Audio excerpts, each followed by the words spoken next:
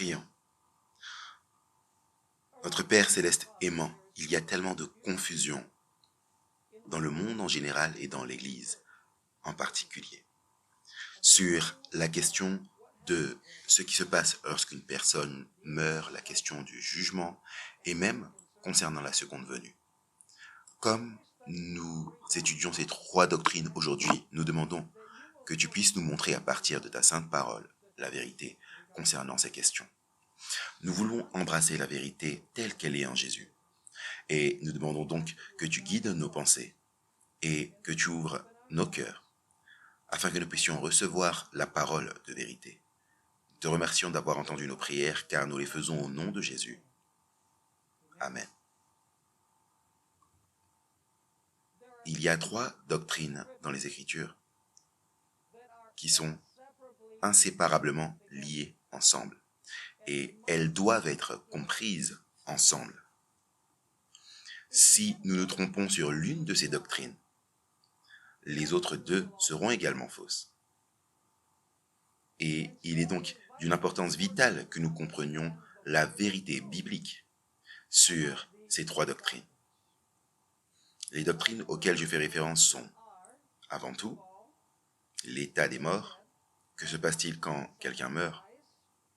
Deuxièmement, le concept biblique du jugement. Et troisièmement, la seconde venue de Jésus-Christ, en puissance et en gloire. Donc, dans notre étude aujourd'hui, nous allons jeter un coup d'œil à ces trois doctrines et comment elles sont liées les unes aux autres. Et j'aimerais commencer par lire le chapitre 2 de la Genèse au verset 7, le chapitre 2 de la Genèse et le verset 7. Il est dit ici, « Et l'Éternel Dieu forma l'homme de la poussière du sol. » Maintenant, quel aspect de l'homme est composé de poussière? Nos corps physiques, pas vrai? Maintenant, on a déjà remarqué dans l'une de nos précédentes présentations que Dieu a utilisé de la poussière humide, de l'argile, de la glèbe, parce que sans ça, on ne peut rien former à partir de la poussière. Donc, Dieu a pris la poussière du sol, c'est-à-dire l'argile, et il a formé un corps parfait avec tous ses organes. Et c'était un corps parfait. Le seul problème était que le corps n'avait pas de vie. Le corps était sans vie. Je ne peux pas dire que le corps était mort parce qu'il n'y avait pas de mort. Le corps était sans vie. Il manquait quelque chose pour que tous les organes du corps commencent à fonctionner. Et donc, le verset continue en disant « Il souffla dans ses narines un souffle de vie. » Pourquoi est-ce que vous utilisez vos narines? Pour quelle raison? Vous les utilisez pour respirer. Et donc, il est dit « Il souffla dans ses narines un souffle de vie et l'homme devint un être vivant. » Ou comme le dit la King James, une âme vivante. Ainsi, vous remarquerez ici que Dieu a créé un corps parfait avec toutes ses parties, tous ses organes, et il a soufflé dans ce corps un souffle de vie, et maintenant, toutes les parties du corps ont commencé à remplir leurs fonctions. Et le corps a commencé à fonctionner dans l'unité, chaque organe et chaque aspect de l'homme, faisant ce pourquoi Dieu l'avait créé. Maintenant, à l'intérieur de la tête de ce corps, Dieu a placé le cerveau. Le cerveau est le centre de traitement de chaque personne. En d'autres termes, le cerveau est ce qui enregistre et classe toutes les informations qui passent par nos cinq sens. Et en gros, alors que nous vivons, nous faisons entrer des informations par nos cinq sens dans notre cerveau. Et l'accumulation totale des informations qui passent par nos cinq sens est ce qui forme notre identité ou forme notre caractère. En d'autres termes, notre caractère ou notre identité est déterminée par les informations que nous permettrons d'entrer par nos cinq sens dans notre cerveau. Cela nous donne une identité ou cela nous donne notre identité personnelle. Maintenant, nous avons remarqué ce qui s'est passé quand Dieu a créé l'homme. Regardons ce que dit la Bible sur le sens de la mort que se passe-t-il au moment de la mort? Ecclésiaste, chapitre 12 et verset 7, parle de la création inversée. En d'autres termes, il parle du phénomène de la mort. Et j'aimerais lire Ecclésiaste 12 et le verset 7. Il est dit: avant que la poussière retourne à la terre comme elle y était, et que l'esprit retourne à Dieu qui l'a donné. Donc que se passe-t-il avec le corps, y compris le cerveau, quand une personne décède, quand une personne meurt? La Bible dit qu'il retourne où?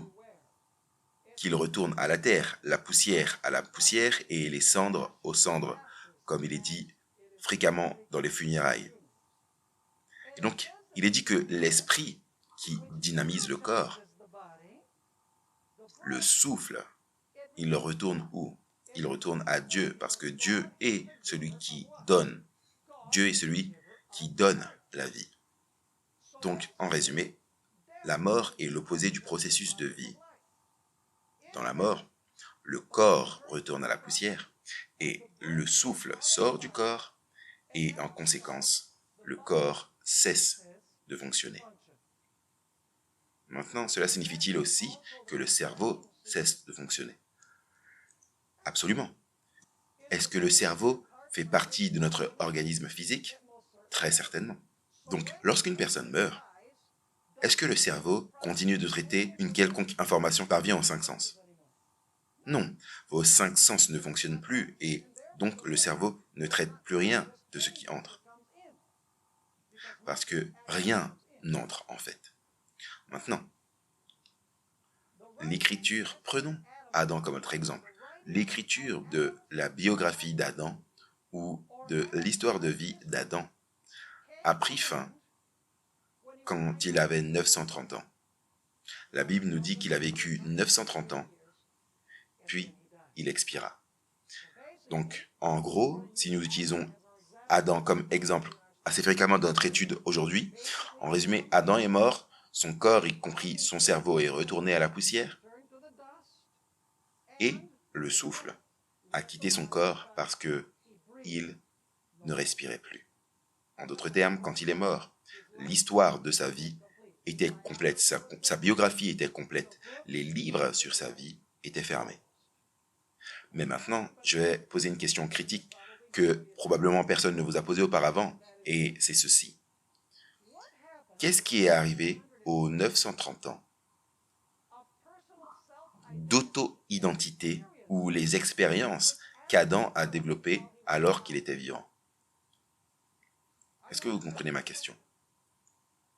Alors qu'il était en vie et que son cerveau fonctionnait, toute l'accumulation de ces expériences était à sa disposition. Il pouvait s'en souvenir, probablement parce qu'il avait une mémoire photographique. Vous savez, il avait beaucoup plus de vitalité que nous n'en avons aujourd'hui. Il pouvait récupérer n'importe quelle information, se souvenir de choses qui s'étaient passées. Et en d'autres termes, alors que son cerveau était actif pendant que son corps était vivant, son histoire de vie était là dans son cerveau.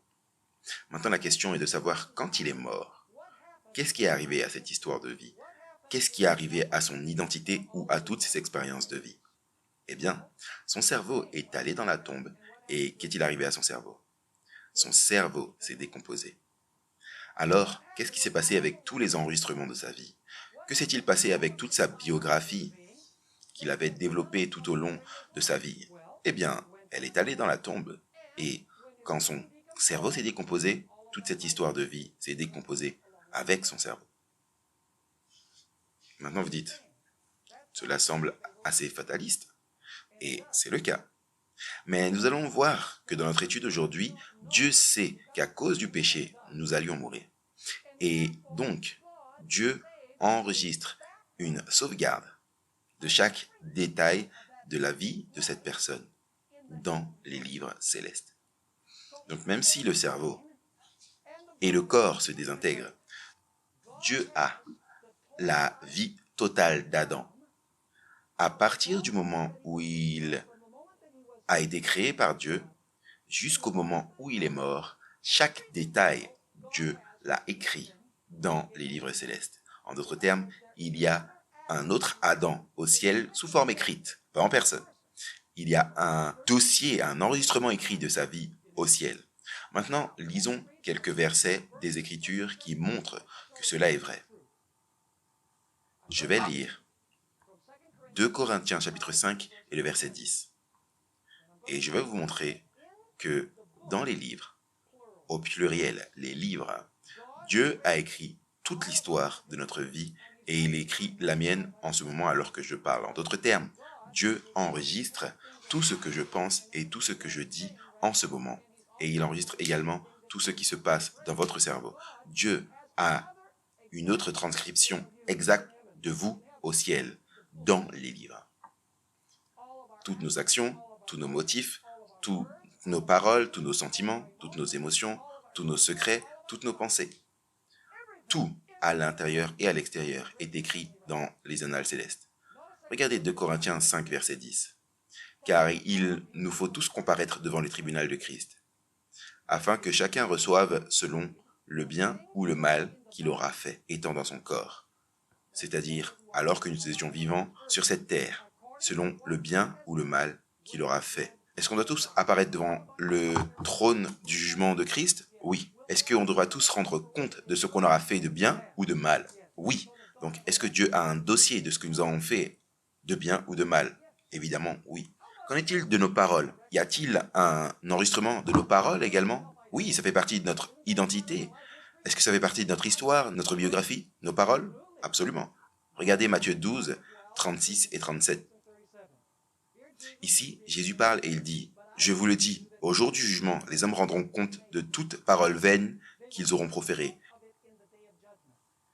Car par tes paroles, tu seras justifié et par tes paroles, tu seras condamné. » Est-ce que Dieu garde une trace de nos paroles? Oui.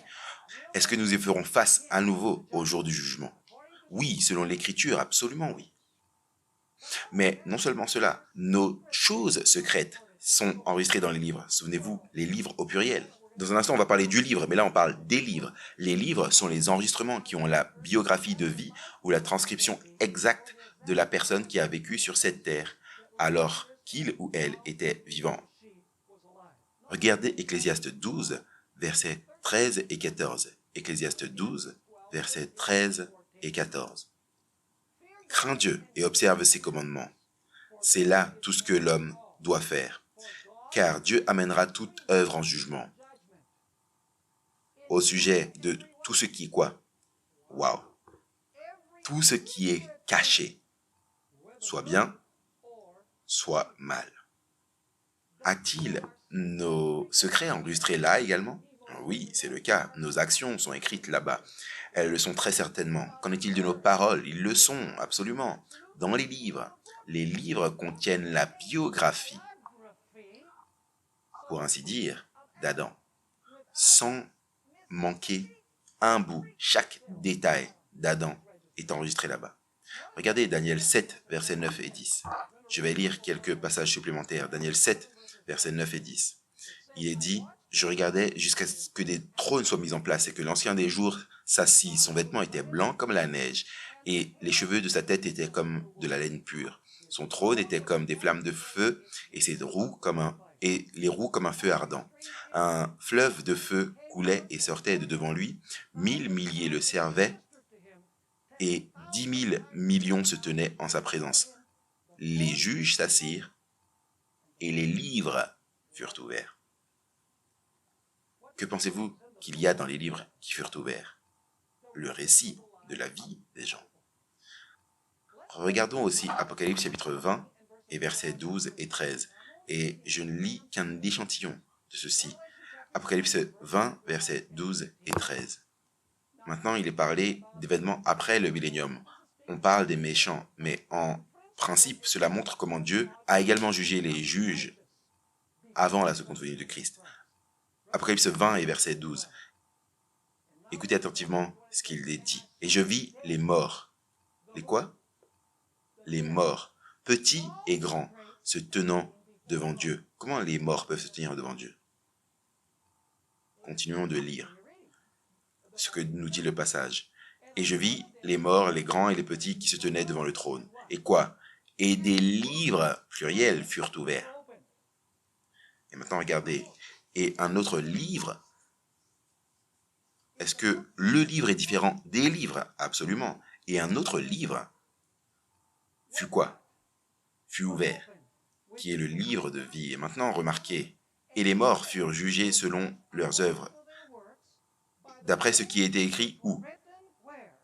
Dans ces livres. Donc, que contiennent les livres?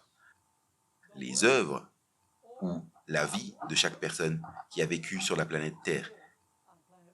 Est-ce que ça, c'est différent du livre? Oui, parce qu'il est dit des livres et ensuite un autre livre.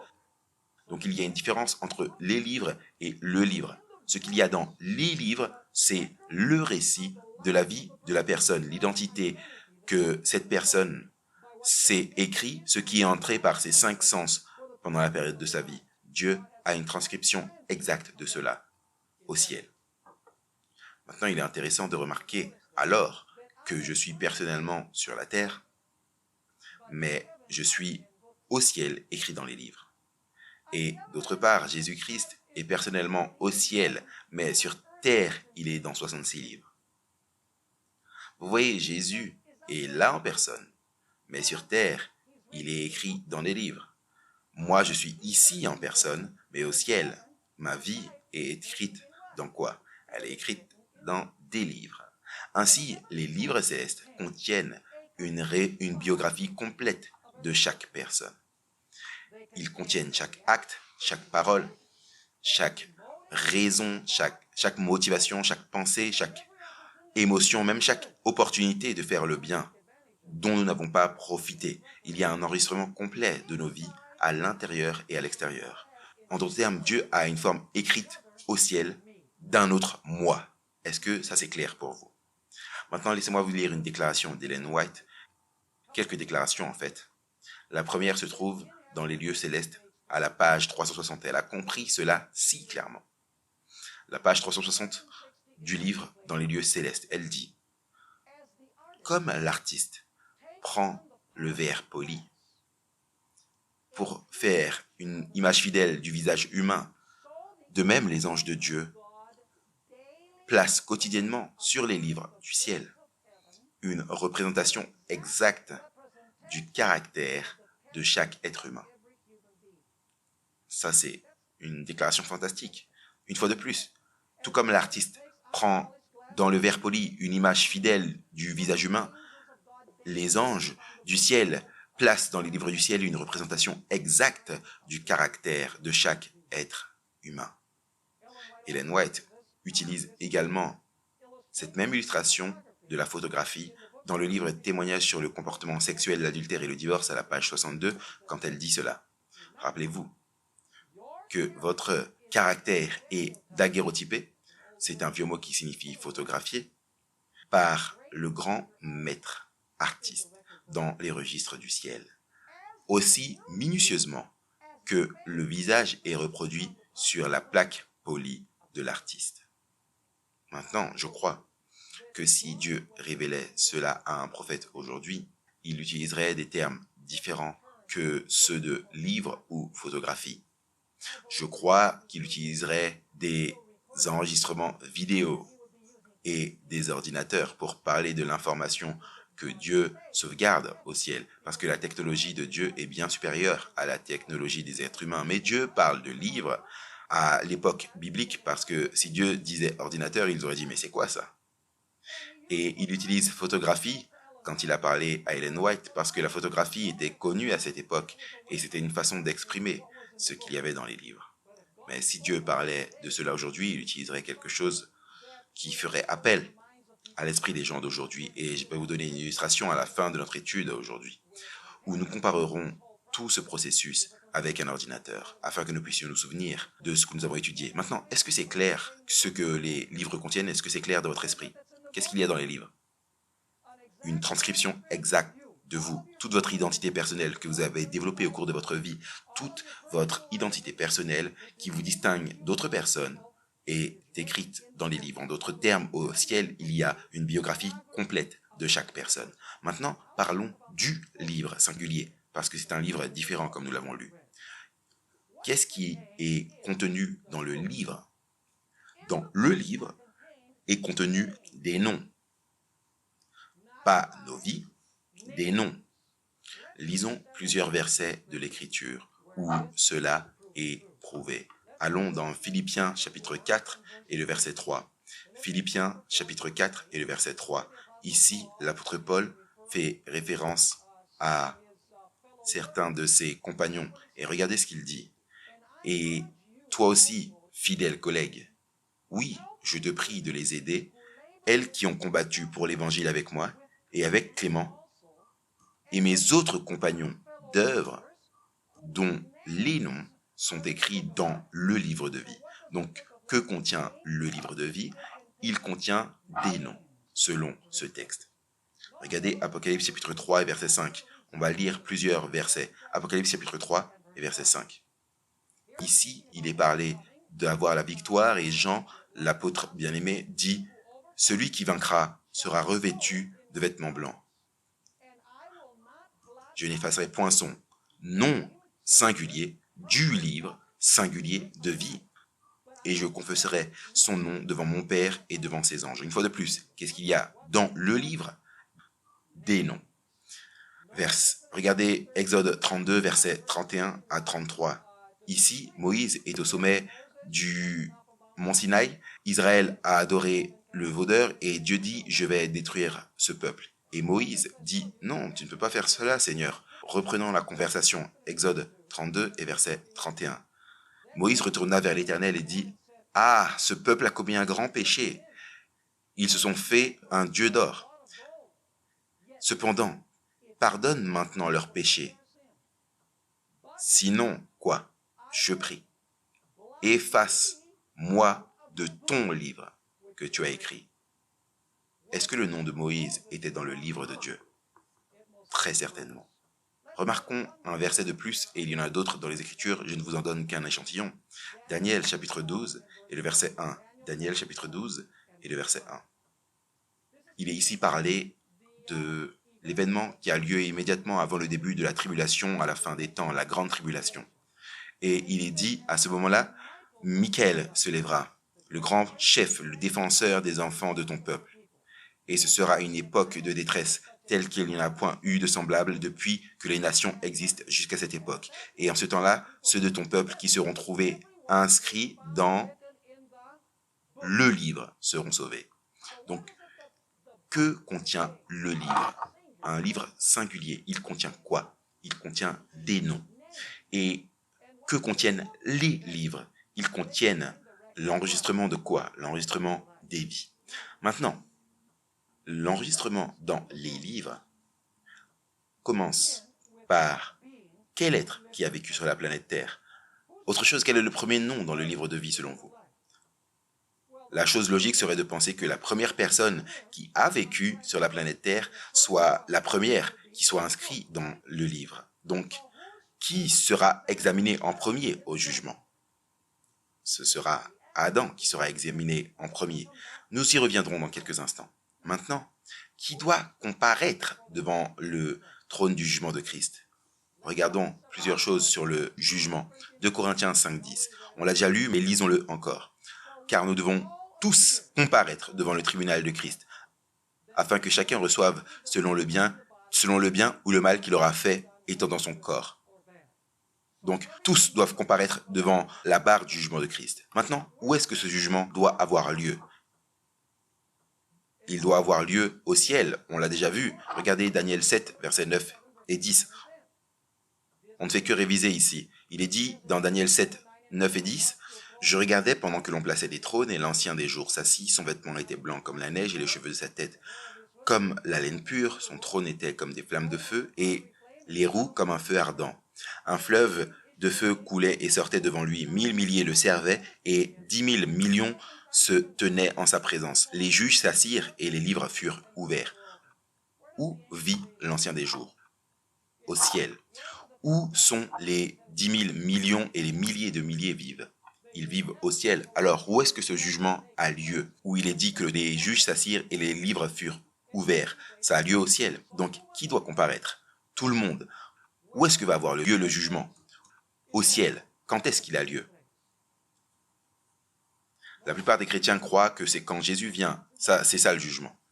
Mais la Bible n'enseigne pas cela, selon ce que nous avons étudié. Le jugement a lieu même avant la fin du temps de probation, avant que Jésus ne vienne.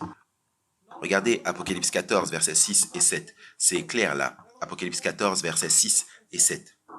Alors je vis un autre ange voler par le milieu du ciel, qui avait l'évangile éternel à prêcher à ceux qui habitent sur la terre, à chaque nation, langue, tribu et peuple. Question, est-ce que les gens peuvent être sauvés alors que l'évangile est prêché? Si les gens peuvent être sauvés, ça veut dire que la porte de probation est toujours ouverte. Est-ce que la seconde venue a déjà eu lieu? Non. Maintenant, remarquez ce que ce premier ange qui apporte l'évangile éternel a à dire au verset 7. Disant d'une voix forte, « Craignez Dieu et donnez-lui gloire, car l'heure de son jugement viendra. » Non, il ne dit pas « viendra ». C'est un aoriste en grec. L'heure de son jugement est venue. Et adorez-le, celui qui a fait les cieux et la terre, la mer et les sources d'eau. Question. Est-ce que le jugement commence alors que l'évangile est prêché à chaque nation, langue, tribu et peuple? Oui. Est-ce que le jugement a lieu alors, avant la fin du temps de probation et la seconde venue de Christ? Absolument, oui. Maintenant, quand est-ce que les gens reçoivent leur récompense? Nous avons étudié cela auparavant. Regardez Matthieu 16, verset 27. Matthieu 16 et verset 27. J'aimerais que tout ça soit clair pour vous, parce qu'on va y revenir. Il est dit dans Matthieu 16, 27, « Car le Fils de l'homme doit venir dans la gloire de son Père, avec ses anges. Et alors, à quelle venue il est fait référence quand il est dit « Il doit venir dans la gloire de son Père et avec ses anges » C'est quelle venue ça? C'est la seconde venue de Christ. Il est dit « Et alors, il quoi? Il rendra à chacun selon ses œuvres. » Quand est-ce qu'il récompense les gens selon leurs œuvres? Quand Jésus viendra. Regardez Apocalypse 22 et verset 12, un autre verset qui exprime clairement cela. Apocalypse 22 et verset 12. Il est dit, et voici, je viens rapidement. Ici, Jésus parle. Et ma récompense est quoi? Est avec moi pour donner à chacun selon son œuvre. Qu'est-ce que Jésus examine pendant le jugement? Selon ce que nous avons remarqué, il examine quoi? Nos œuvres. On a lu cela, pas vrai? Maintenant, il est dit qu'il apporte la récompense selon nos quoi? Selon nos œuvres. Donc, est-ce qu'il doit avoir examiné quelles étaient nos œuvres avant qu'il ne vienne pour nous récompenser? Absolument, oui. C'est clairement biblique. Cependant, la plupart des chrétiens croient que lorsqu'une personne meurt, son âme s'envole vers le ciel. Ou, si elle était méchante, son âme va en enfer. Ma question est de savoir si les gens vont au paradis quand ils meurent, pourquoi Jésus doit-il revenir? Cela rend un peu la seconde venue de Christ pas très significative. Maintenant, j'aimerais vous montrer bibliquement que les vivants et les morts recevront leur récompense en même temps. Les justes morts ne reçoivent pas leur récompense quand ils meurent. Ils reçoivent leur récompense quand Jésus vient, tout comme les vivants le font. 1 Thessaloniciens 4, versets 15 et 17. 1 Thessaloniciens chapitre 4, versets 15 à 17. Il est dit ici, « Car voici en effet ce que nous vous déclarons d'après la parole du Seigneur. Nous les vivants, restés pour l'avènement du Seigneur, nous ne devancerons pas ceux qui dorment. » C'est-à-dire, ceux qui sont vivants ne vont pas précéder ceux qui sont quoi? Ceux qui dorment. Les précéder dans quoi? Les précéder pour aller au ciel. Continuons à lire, verset 16. « Car le Seigneur lui-même a un signal donné à la voix d'un archange et au son de la trompette de Dieu. Descendra du ciel, et les morts en Christ ressusciteront premièrement. » Quel événement est décrit au verset 16? « Car le Seigneur lui-même descendra du ciel, au signal donné à la voix d'un archange, au son de la trompette. » C'est quel événement ça? La seconde venue de Christ. Et qu'est-ce qui s'est passé? Il est dit, les morts en Christ vont quoi? Vont ressusciter d'abord. Maintenant, écoutez attentivement. Puis, nous les vivants qui serons restés, nous serons tous ensemble enlevés avec eux. Avec eux, c'est qui? Enlevés avec qui? Avec ceux qui sont morts et quoi? Et ressuscités. Ensuite, nous les vivants qui serons restés, nous serons tous ensemble enlevés avec eux sur les nuées à la rencontre du Seigneur dans les airs. Et ainsi, nous serons toujours quoi? Avec le Seigneur. Quand est-ce que le peuple de Dieu va aller au ciel avec Jésus? Est-ce que c'est quand il meurt ou est-ce que c'est quand Jésus vient? C'est quand Jésus vient, selon les Écritures. La Bible est claire à ce sujet. Tout au long du Nouveau Testament, l'espoir du chrétien n'est pas dans une âme immortelle qui s'envole à la mort. L'espoir du chrétien est dans la résurrection des morts par le pouvoir de Jésus-Christ quand il viendra à sa seconde venue. Maintenant, révisons ce que nous avons étudié jusqu'à présent sur le jugement. Tout d'abord, combien doivent comparaître? Tous doivent comparaître. Où est-ce que le jugement aura lieu? Au ciel. Quand est-ce qu'il a lieu? Avant la seconde venue. Quand est-ce que Jésus récompense ceux qui ont subi le jugement? Lors de la seconde venue de Christ. Maintenant, voici une question très importante. Où sont les morts entre le moment de leur mort et le moment où Jésus vient pour les récompenser? Allons dans Jean 5, 28 et 29. Écoutons les paroles de Jésus-Christ. Est-ce que vous pensez qu'on peut faire confiance à Jésus? Je pense qu'on peut faire confiance à ce que dit Jésus. Jean 5, versets 28 et 29. Jésus dit, « Ne vous étonnez pas de ceci, car l'heure vient où tous ceux qui sont au ciel ou en enfer entendront sa voix. » Non. Il est dit qu'à l'heure vient où tous ceux qui sont où? Dans les sépulcres entendront sa voix et en sortiront. Ceux qui auront fait le bien ressusciteront pour la vie, mais ceux qui auront fait le mal ressusciteront pour quoi? Ressusciteront pour la condamnation. Donc où sont les morts? Au moment de leur mort jusqu'au moment de la seconde venue de Jésus. La Bible dit qu'ils sont dans leur quoi? Dans leur tombe. Maintenant, après qu'une personne meurt et avant que Jésus ne vienne, tout le peuple de Dieu doit se tenir devant le siège du jugement de Christ. On a lu cela. Tous doivent se tenir devant la barre du jugement de Christ. Maintenant, voici la grande question. Est-ce qu'Adam devait comparaître devant le trône du jugement de Christ?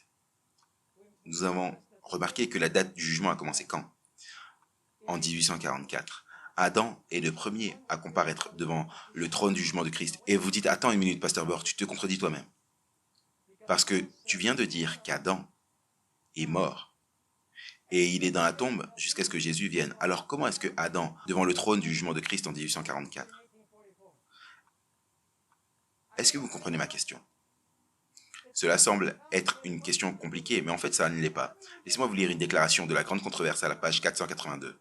La Grande Controverse à la page 482.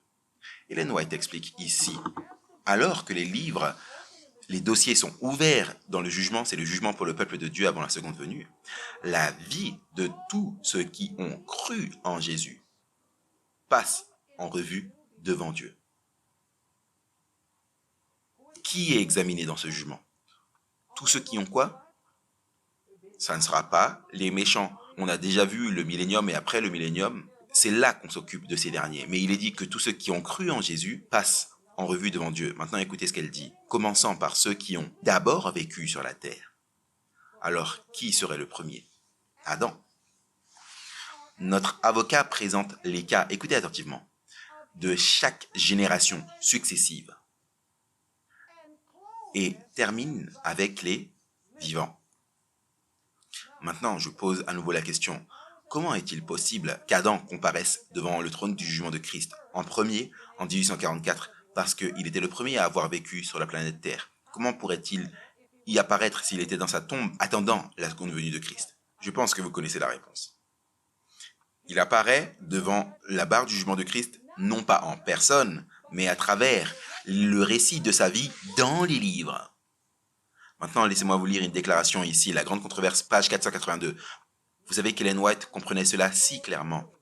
Si les chrétiens lisaient simplement le livre La Grande Controverse avec un esprit ouvert, toutes sortes de points seraient connectés. Et ils comprendraient comment toutes les doctrines de la Bible s'emboîtent dans un ensemble parfait et harmonieux. Et ce n'est pas juste une collection de doctrines. Vous savez, quand vous les regardez attentivement, une doctrine en contredit une autre. Non, toutes les doctrines de la Bible sont en parfaite harmonie. Maintenant, remarquez ce qu'elle dit, la Grande Controverse, page 482. Les justes, morts, ne seront pas ressuscités jusqu'à après le jugement. Est-ce que c'est biblique? Oui, les justes morts ne seront pas ressuscités jusqu'à après le jugement, moment auquel où ils seront jugés dignes de la résurrection pour la vie. Ils ne seront donc pas présents en personne au tribunal lorsque leurs dossiers seront examinés et leurs cas décidés. Est-ce que vous me suivez? C'est si simple, ce n'est pas compliqué, ce n'est pas de la science spatiale. La Bible le rend très simple. Maintenant, j'aimerais vous parler de quelque chose que même la plupart des adventistes du 7e jour n'ont pas entièrement compris. Vous dites quoi? Même les adventistes du 7e jour n'ont pas entièrement compris cela? Ah, absolument. Nous avons lu que la Bible dit que lorsqu'une personne meurt, l'esprit retourne où? L'esprit retourne à Dieu. Maintenant, il y en a plus là que le souffle qui retourne à Dieu. Parce que certaines personnes disent « Ah, tu as dit que l'esprit, c'est le souffle. » Quand une personne rend son dernier souffle, Dieu attrape le souffle et il le fait monter au ciel. Vous savez qu'ils le disent de manière facétieuse, mais le fait est que l'esprit est plus que le souffle. L'esprit est l'enregistrement de l'identité d'une personne qui est enregistrée dans les livres de Dieu. Laissez-moi vous donner quelques exemples bibliques et ensuite nous allons tout mettre ensemble.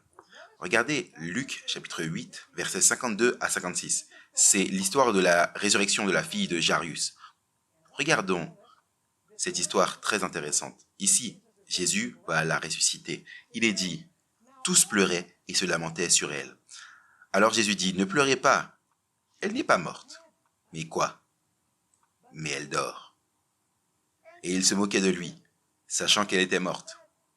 Mais il la saisit par la main et dit d'une voix forte, « Enfant, lève-toi. » Et maintenant écoutez attentivement. Parfois, vous savez, même si j'ai des gros caractères, je lis mal les choses. Donc vous allez me corriger si je lis mal.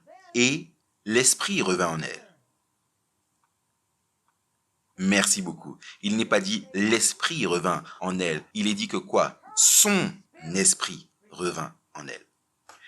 Et à l'instant, elle se leva et Jésus ordonna qu'on lui donnât quelque chose à manger. Permettez-moi de vous demander, est-ce que vous pensez que cette petite fille, lorsqu'elle a ressuscité, elle a reconnu ses parents? Pensez-vous qu'elle s'est souvenue des derniers événements de sa vie? La Bible nous donne l'impression qu'elle avait même faim lorsqu'elle est morte. Parce que la première chose que Jésus dit, c'est « donnez-lui à manger ». En d'autres termes, qu'est-ce que cela signifie quand il est dit que son esprit lui est revenu? Est-ce que Dieu lui a rendu seulement son souffle ou est-ce que Dieu lui a rendu son identité, qui elle était alors qu'elle était vivante? Il lui a rendu qui elle était lorsqu'elle était vivante. En d'autres termes, notre esprit devient personnalisé.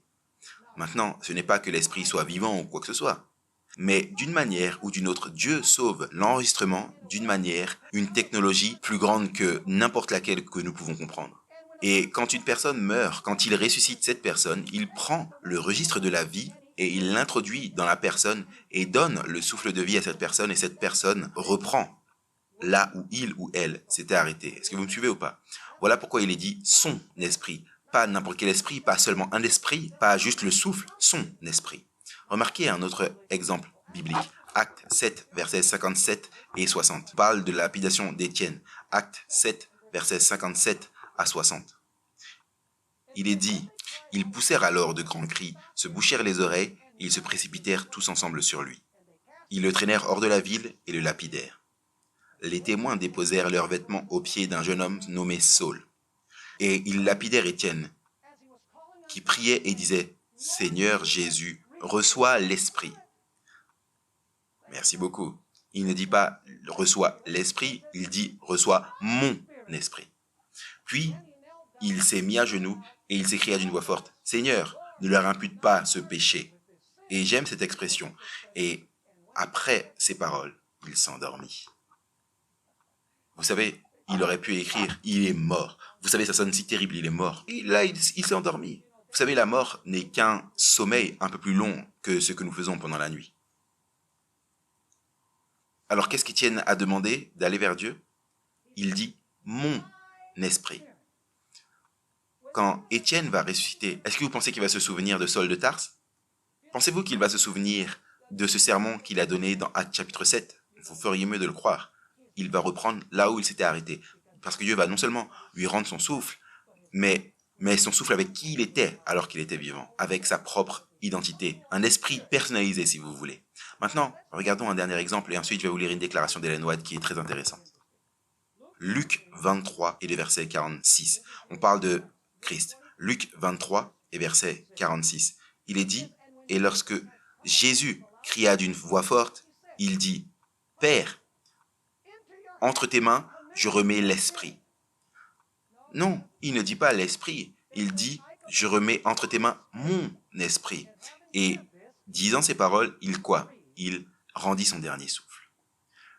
Donc, qu'est-ce que Jésus a remis entre les mains de son Père? Seulement son souffle? Non, c'était son souffle avec quoi? Avec son identité, avec qui il était au cours de sa vie. Maintenant, laissez-moi vous lire une déclaration étonnante d'une femme qui avait 2 ans et demi d'enseignement primaire.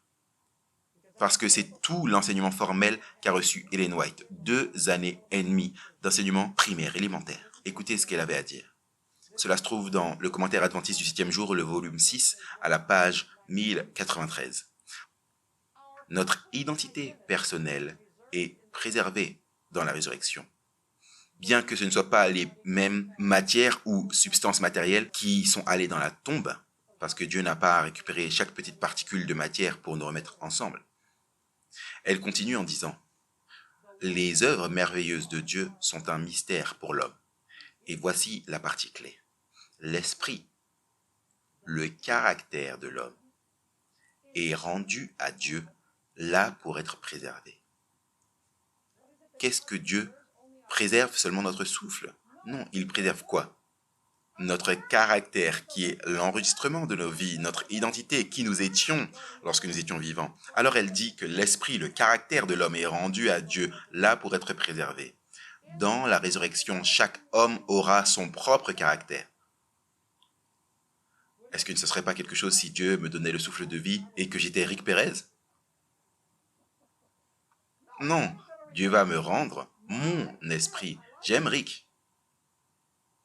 Mais je ne veux pas être Rick. Je veux être moi-même. Maintenant, laissez-moi vous donner une illustration de ce que cela signifie.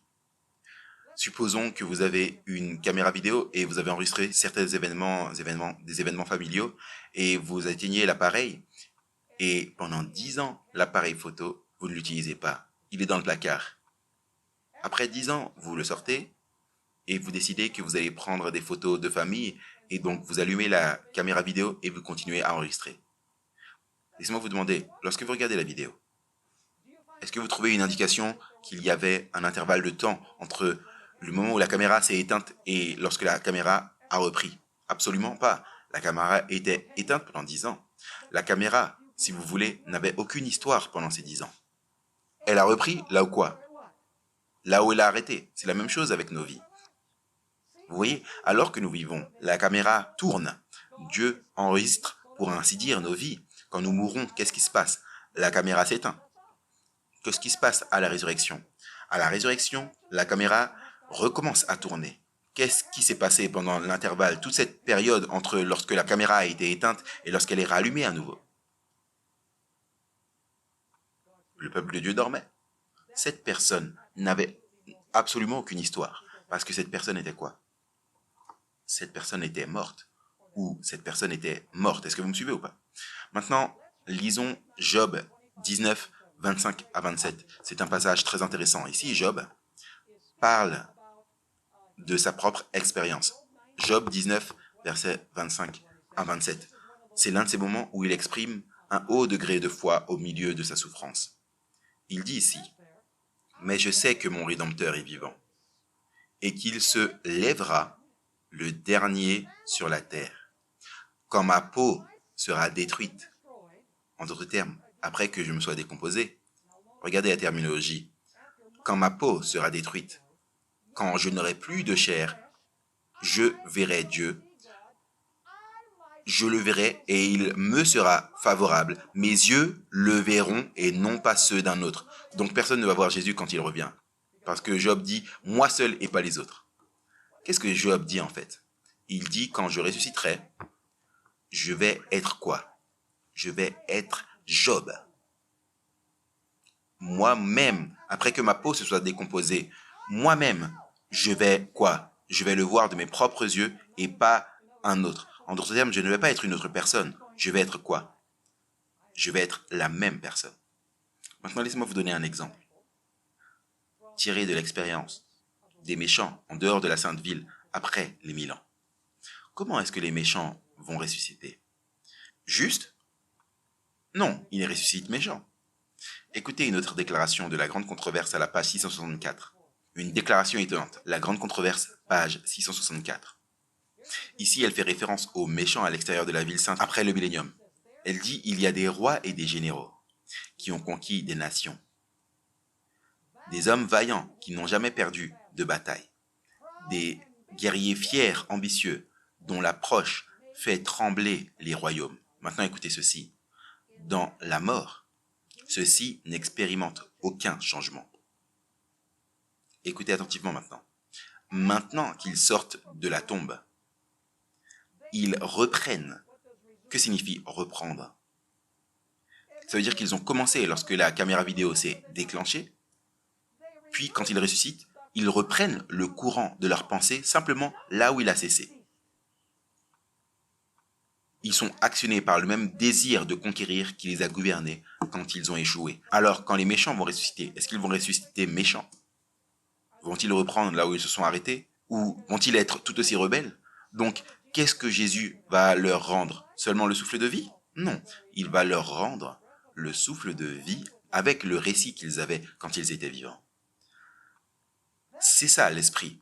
Ce n'est pas seulement le souffle, c'est l'enregistrement de la vie qui est mis dans la personne avec le souffle de vie. Est-ce que c'est clair dans votre esprit? C'est extrêmement important. La plupart des adventistes, vous savez, ils ont cette idée que l'esprit qui va à Dieu, c'est le souffle. Et c'est bien. Mais ce n'est pas l'image totale. L'image totale, c'est que lorsque vous mourrez, pour le dire simplement, Dieu au ciel ferme les livres sur vous.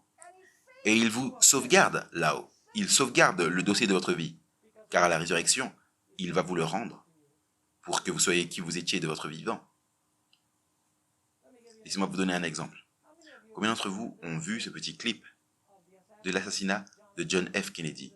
Ce petit film Spruder. Vous avez vu, on a la limousine présidentielle qui tourne dans la rue Elm et descend, et John F. Kennedy est assis là avec Jackie dans sa robe rose et il salue tout le monde. Laissez-moi vous demander, quand vous regardez ce clip vidéo, est-ce que John F. Kennedy est vivant ou est-ce qu'il est mort? Chaque fois que je pose cette question, les gens disent « vivant, mort ».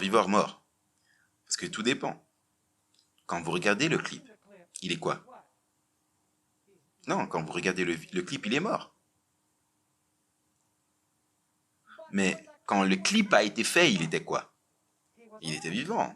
Vous regardez l'enregistrement. Après ça quoi? Après sa mort. Mais vous voyez l'expérience alors qu'il était quoi? Vivant.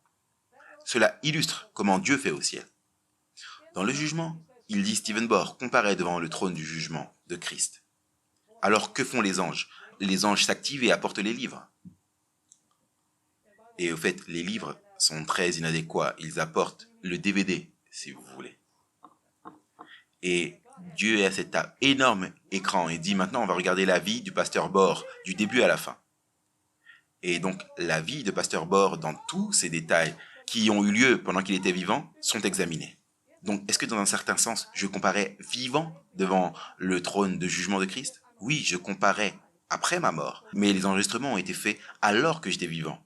Donc en d'autres termes, le dossier qui est là, c'est l'enregistrement de ma vie dans un certain sens. J'y apparais vivant, même si c'est après que je sois mort. Est-ce que vous comprenez mon point? Cela ne signifie pas que je suis personnellement vivant là-haut. Cela signifie que les enregistrements qui ont été faits alors que j'étais vivant.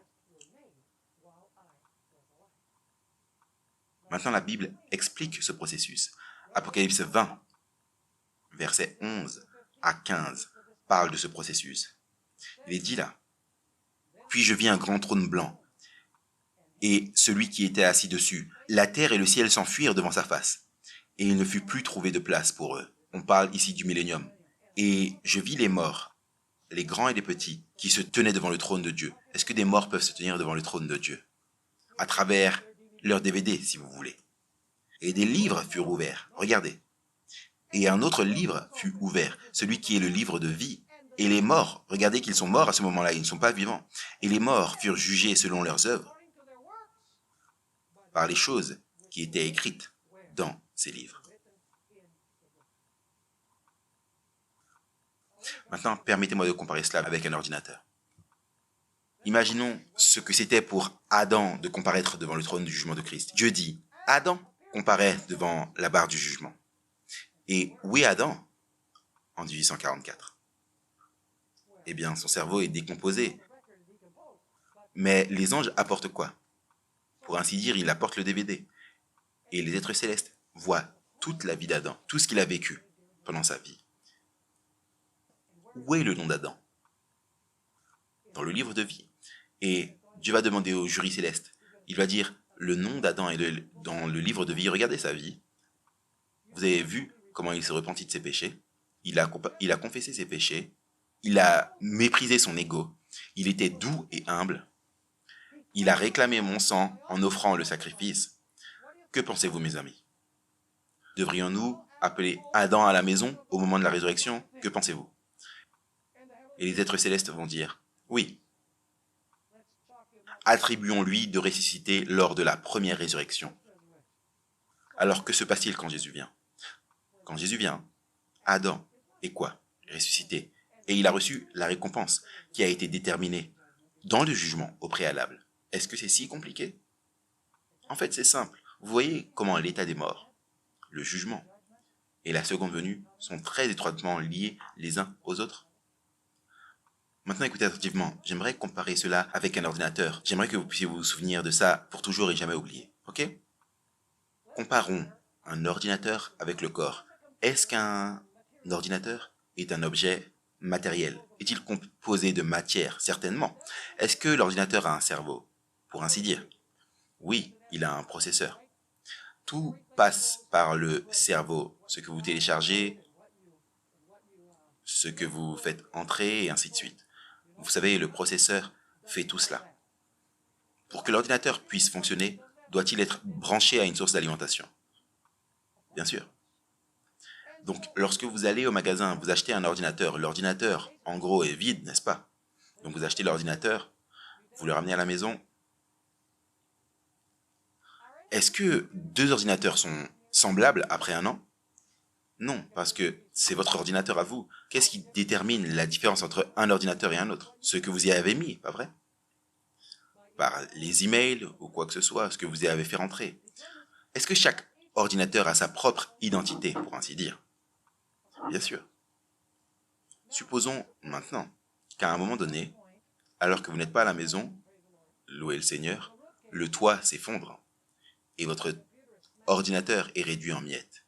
Il se désintègre. Vous avez des problèmes maintenant. Parce que tout ce qui était dans votre ordinateur, toutes les informations que vous avez mises dans votre ordinateur pendant 5 ou 6 ans ont disparu. Mais vous savez ce que les personnes intelligentes font? Ils savent que cela pourrait arriver. Et donc, ils font des sauvegardes des informations dans un système de sauvegarde. Car ils savent que quelque chose pourrait arriver à leur ordinateur. Est-ce que c'est la même chose qui va arriver avec le corps humain? Va-t-il se désintégrer avec son cerveau? Va-t-il être débranché de la source d'alimentation au moment de la mort, c'est-à-dire si Jésus ne vient pas alors que nous sommes vivants? Oui, absolument. Donc, qu'est-ce qui se passe? Il se désintègre. Mais qu'est-ce que Dieu a fait? Dieu a fait une sauvegarde. C'est ça. Dieu a fait un dossier sur les disques du ciel, pour ainsi dire. Donc laissez-moi vous demander, quand Jésus reviendra, peut-il me ressusciter avec un processeur encore plus puissant, dans un ordinateur beaucoup plus sophistiqué et puissant, et saisir toutes les informations que j'avais dans mon premier ordinateur? Est-ce qu'il peut programmer cela dans le nouvel ordinateur? Bien sûr qu'il le peut. Est-ce qu'il peut rebrancher cet ordinateur et qu'il ait toute la mémoire du premier ordinateur? Oui ou non? Absolument. C'est ce qui se passe quand une personne meurt. Quand vous mourrez, votre ordinateur se désintègre avec son processeur, le cerveau. C'est éteint, c'est débranché de la source d'alimentation. Vous rendez votre dernier souffle. Mais Dieu a quoi? Dieu a fait une sauvegarde au ciel, dans les livres. Et ensuite, qu'est-ce qu'il fait? Quand Jésus viendra, il va ressusciter son peuple. Ils vont être immortels et incorruptibles, bien plus puissants qu'un ordinateur, pour ainsi dire, qu'avant. Et qu'est-ce que Jésus va faire? Jésus va prendre toutes les informations dans les livres et qu'est-ce qu'il va faire? Il va les mettre dans ceux qui sont ressuscités. Seront-ils les mêmes personnes qu'ils étaient dans leur vie? Oui. Mais il y a une exception. l'ordinateur a une clé de suppression, combien d'entre vous ont des choses dans vos dossiers que vous ne voudriez jamais récupérer? Levez la main. Ceux qui n'ont pas levé la main, vous n'avez qu'une chose maintenant. Et c'est le mensonge. Parce que c'est le cas pour nous tous, pas vrai? Nous avons tous quelque chose là, ou beaucoup de choses que nous ne voudrions jamais récupérer. Vous savez ce que Dieu va faire pendant le jugement? Alors qu'il examinait nos vies et les péchés qui sont dans le sanctuaire, comme nous l'avons vu, ils sont couverts par quoi? Ils sont couverts par le sang de Jésus-Christ. Il va dire, ce super ordinateur, j'utilise notre imagination pour que nous puissions comprendre. Il va dire, maintenant que ce péché a été confessé et que ce péché, il s'en est repenti par le pouvoir de Dieu et il a eu la victoire, on appuie sur supprimer. Et donc, quand il aura fini d'examiner le dossier, il me rendra tout, sauf tous les péchés qui étaient sur mon dossier. Maintenant, n'est-ce pas une bonne nouvelle? C'est une excellente nouvelle. Écoutez, certaines personnes disent, les adventistes ne croient pas que vous pouvez avoir l'assurance du salut, parce qu'ils disent, vos péchés sont écrits là-haut dans le sanctuaire. Mes amis, ma plus grande assurance, c'est d'avoir mes péchés couverts par le sang là-haut. Parce que si vous n'êtes pas couverts par le sang là-haut, ils sont ici. Parce qu'ils ne sont jamais entrés là-bas. Et il y a de l'espoir pour le plus grand des pécheurs, même pour Saul de Tarse, qui était un meurtrier et un persécuteur de l'Église. Qui sait combien de personnes il a tué? La Bible dit qu'il s'est repenti et il a avoué ses péchés et il a été baptisé. Et la Bible dit qu'il a lavé tous ses péchés. Donc, personne n'est si pécheur qu'il ne peut pas avoir ou qu'elle ne peut pas avoir son dossier totalement supprimé du dossier céleste quand son nom apparaît dans le jugement. Est-ce que c'est une bonne nouvelle? Je ne pense pas seulement que c'est une bonne nouvelle, je pense que c'est une magnifique nouvelle.